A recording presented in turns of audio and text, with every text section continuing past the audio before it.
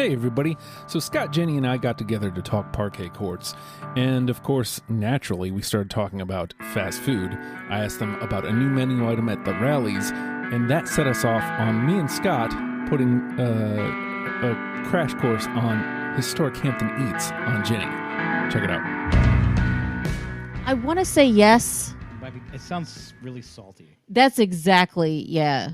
Probably. Yeah.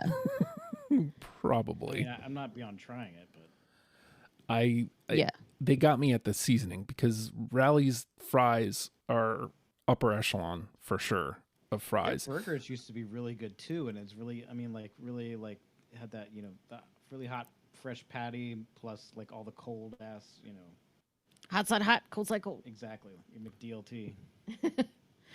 I used to love Checkers when I lived in Maryland. Mm-hmm.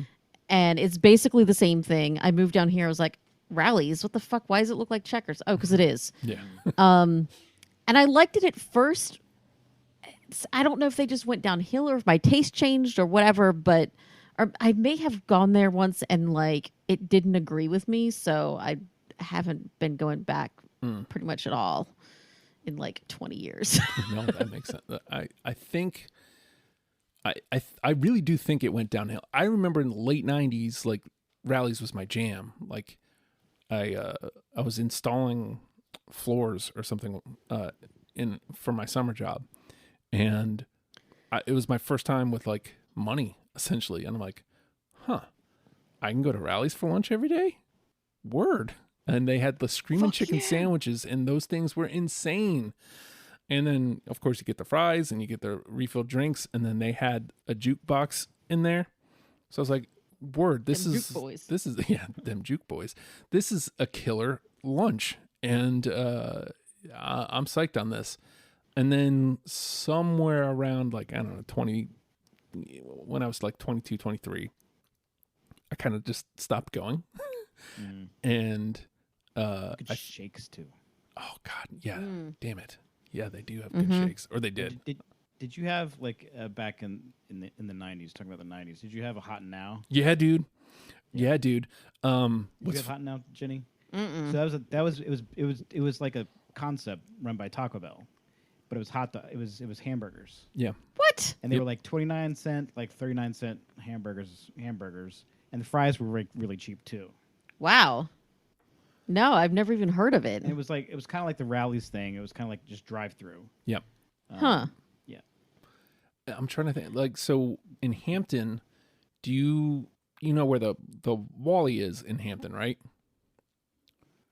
The what? The Walmart. Yeah. Oh, yeah. So there's the Taco Bell route right out in front of it, and to the left was the Pier 1 Imports. The Pier 1 Imports used to, like, before they built the Pier 1 Imports, the Hot and Now was there in Hampton. Mm-hmm. The one in Denby's still standing. Yeah, actually. Yeah, it's right next. It's right next to it. It turned into a Greyhound station. Yeah, and then it reverted back to a restaurant, and it was it's like a Greek restaurant now. Yes, sir. That's right. How the fuck do you change a restaurant to a bus station and back to a restaurant? I don't know. We're talking about Uber News here, so. But that Greek restaurant is actually pretty good too. Oh yeah, I don't doubt it. I mean, it used to be a bus station. How could it not be great? Exactly. Drop off Roxy. I feel like a lot of the restaurants up in that part of Newport News are so shockingly good.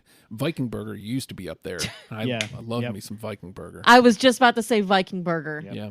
And dude, every time I think of Viking Burger, I'm like, we gotta go. We gotta go this weekend. We gotta go. Well, what's crazy is they moved to a way better location, like very more centralized, but I just don't find myself over there. So it's like, well, I was in the area once to go see Holloman over at Tradition or whatever that brewery is. That's right there.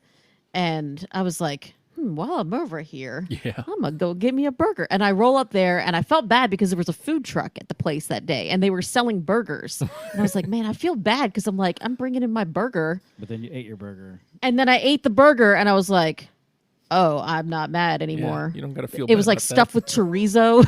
Yeah. They don't fuck around at Viking Burger. That place is insane.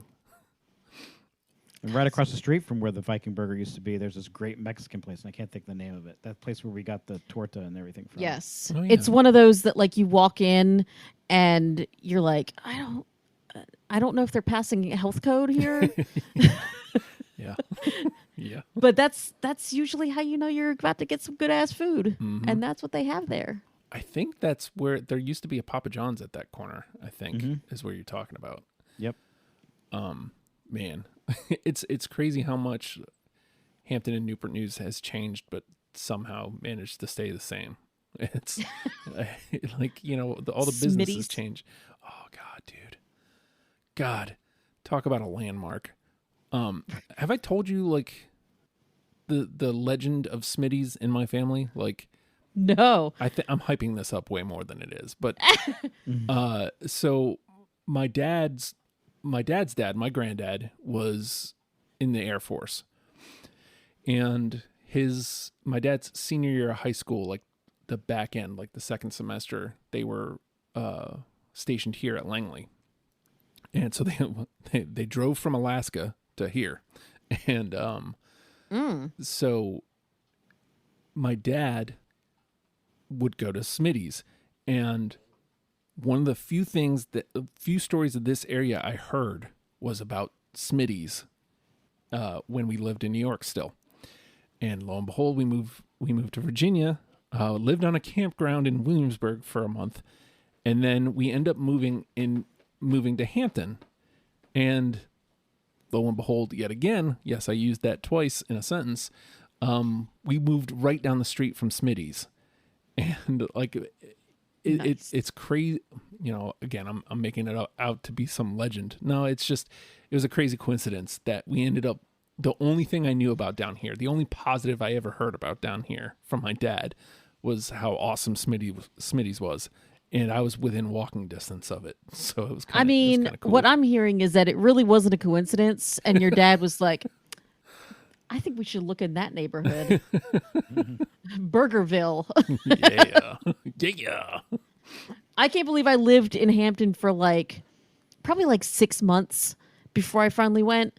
I remember my first time I went there, it was like very early pandemic times where we were kind of like not sure whether we were supposed to be wearing masks or what we were supposed to be doing with this pandemic other than like washing our hands. That was it.